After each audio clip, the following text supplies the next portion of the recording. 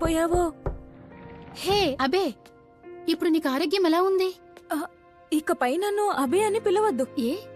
ఇది virgin birth అని నేను చెప్తున్నా కూడా మా పేరెంట్స్ ఏమాత్రం నమ్మట్లేదు.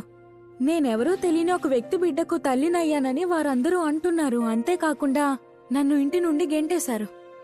అలానే అబే పేరుని వాడొద్దని చెప్పారు. ఏంటి? చాలా దారుణం. ఇది నవ్వే విషయం ఏమాత్రం కాదు మారి. అలా కాదు, చెప్పాలంటే నా మెడికల్ బిల్స్ అన్నిటినీ కూడా వాళ్లే స్వయంగా కడుతున్నారు. దీనంతటికీ కారణం నేనే, వాళ్ళు కాదు. బంధం తెగిపోతే డబ్బు కూడా ఆగిపోతుంది అంటారు.